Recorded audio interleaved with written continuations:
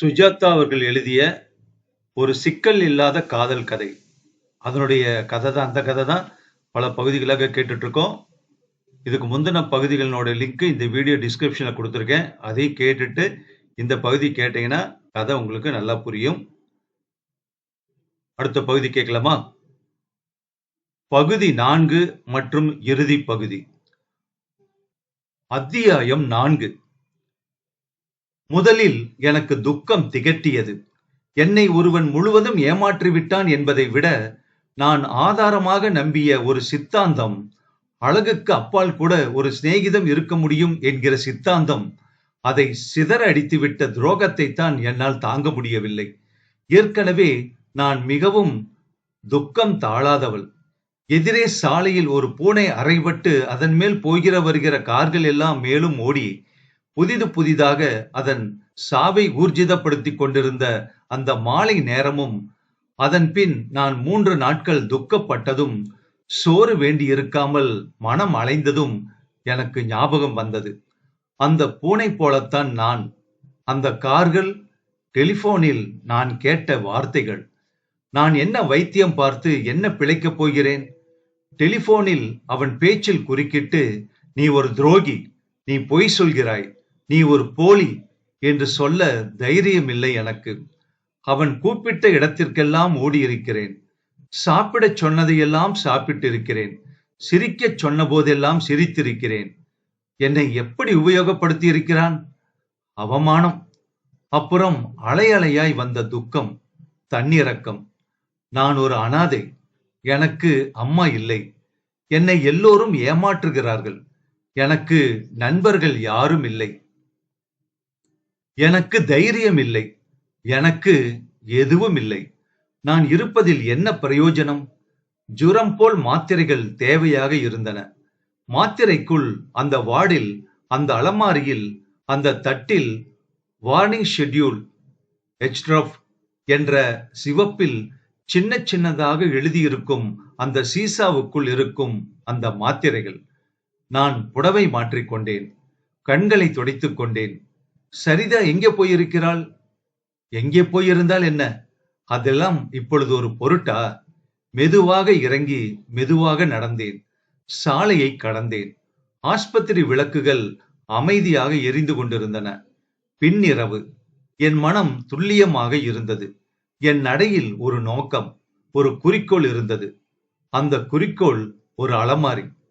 மாடிப்படி ஏறினேன்.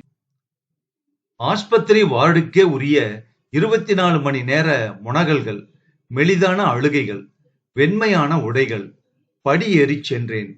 கதவை திறந்தேன். தளைந்து ஒற்றை பல்ப் எரிந்து கொண்டிருந்தது. எத்தனை சீசாக்கள்!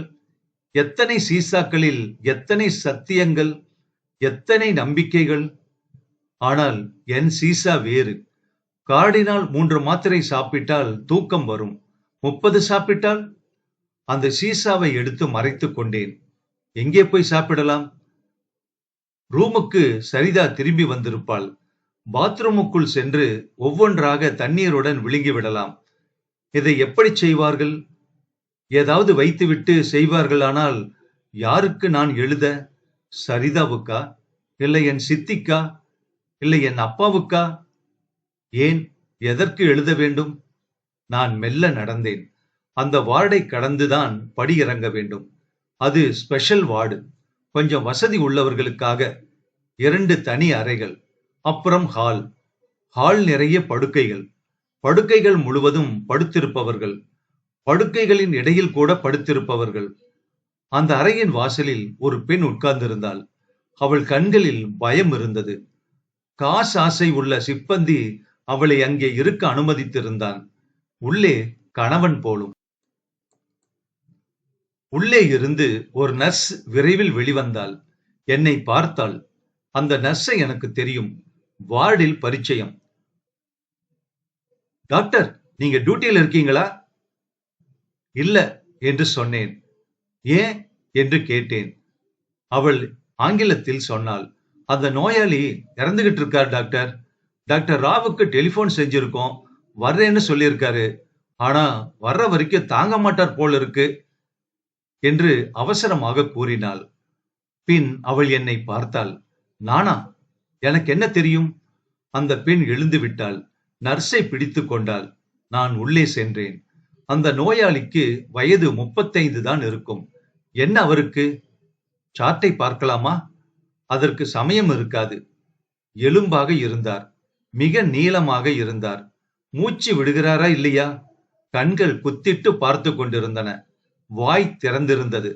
இறந்து விட்டாரா? தொட்டு பார்த்தேன். சூடு இருக்கிறதா?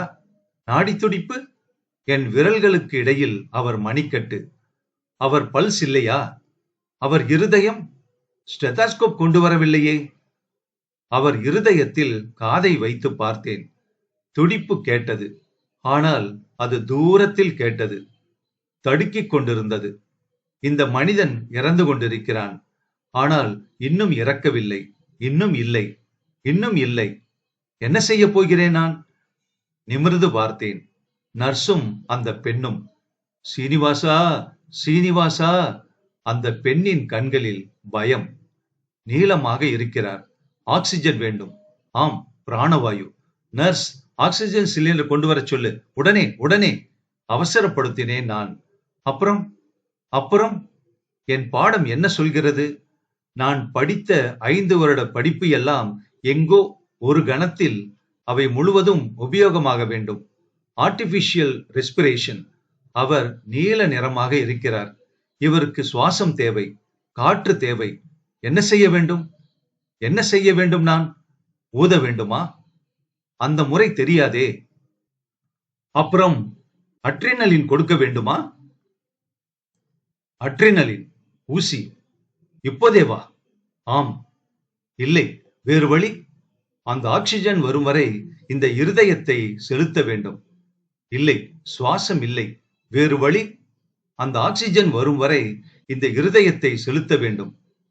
இல்லை, சுவாசம் நிற்கிறது. இல்லை, இல்லை, நிற்கக்கூடாது. நிற்க விடக்கூடாது. நான் அவர் அருகில் உட்கார்ந்தேன். அவர் விழாவின் கீழ் என் கைகள் விரிந்தன. நான் அசைந்தேன். முன்னே மனதுக்குள் சொல், கெட்ட காற்று வெளியே என்று. அப்புறம் பின்னே நல்ல காற்று உள்ளே. மறுபடி முன்னே. அந்த ஆக்சிஜன் சிலிண்டர் வந்தது. நான் செயற்கை சுவாசம் தருவதை நிறுத்தவில்லை. அந்த நர்ஸும் சிலிண்டரை கொண்டு வந்தவளும் ஏதோ பேசினார்கள். அதன் வாயில் பொருத்தியிருந்த குழாயை நீட்டினார்கள். அதன் வால்வை திறந்தார்கள். திருகினார்கள். என்று பிராணவாயு அழுத்தத்தில் வெளியே வந்தது. இவ்வளவு கூடாது என்றேன். ஐயோ சீனிவாசா! அந்த பெண் புலம்பினாள். கெட்ட காற்று வெளியே, நல்ல காற்று உள்ளே. எத்தனை நேரம் என்று அவள் அதட்டுகிறாள். நகரு என்று ஒரு அதிகார குரல் அப்போது கேட்டது. டாக்டர் ராவ் தான். நான் ஒதுங்குகிறேன். அவர் பார்க்கிறார். எவ்வளவு பதட்டம் இல்லாமல் தன்னம்பிக்கையுடன் பார்க்கிறார். நர்ஸ், எஃப் கார்லின் தயார் செய். 88க்கு உடனே போன் பண்ணு. அந்த சிலிண்டர் இந்த பக்கம் நகர்த்து. இந்த அம்மாளை வெளியே போக சொல்லு. டாக்டர் ராவ், அவர் செயல்படுவதை பார்ப்பதே எப்படிப்பட்ட அனுபவம்!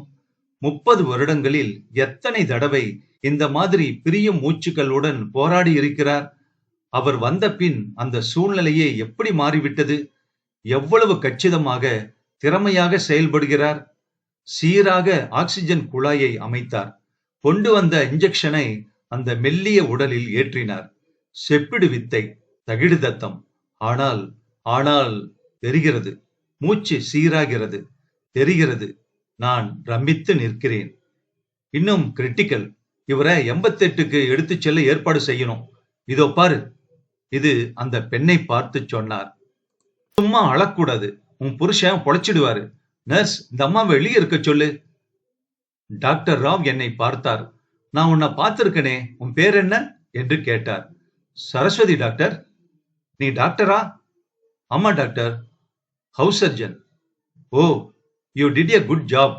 நான் வர்ற வரைக்கும் இவனை சுவாசிக்க வச்சிருக்க. ஆக்சிஜன் வரவழைச்சிருக்க. ஏன் அழற என்றார் தன் கைகடிகாரத்தை பார்த்து கொண்டு. டாக்டர் என்றேன். என் கைக்குள் அந்த சீசா இறுகியது.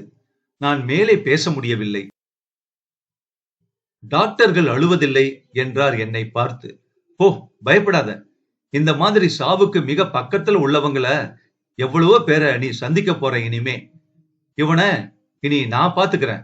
அவ்வளவு சுலபத்துல போயிடுவானா? அனுமதிக்கலாமா நாம?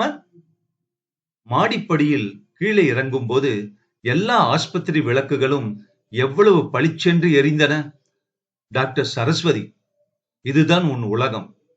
அந்த சாவ்லான் மணக்கும் உயிர்களுடன் போராடும் உலகம்தான் உன் உலகம். அழகான ராஜகுமாரர்கள் அழகான பெண்களின் காலடியில் விழுந்து அவர்களுக்கு கடிதம் எழுதி சந்தித்து காதல் செய்து புறக்கணித்து புறக்கணிக்கப்பட்டு விளையாடட்டும் என் ஆஸ்பத்திரிக்கு வெளியே. இது என் உலகம். இங்கேதான் என் காதல் இருக்கிறது. சிக்கல் இல்லாத காதல் இருக்கிறது. சாலையில் கார்டினால் மாத்திரைகள் சிதறின.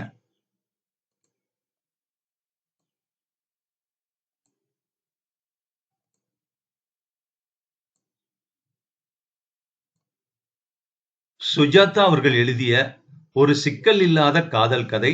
ரொம்ப ரொம்ப வித்தியாசமான கதை. எனக்கு ரொம்ப பிடிச்ச கதை. எப்படி இருக்குங்கிற உங்க கருத்தை பதிவு பண்றீங்களா?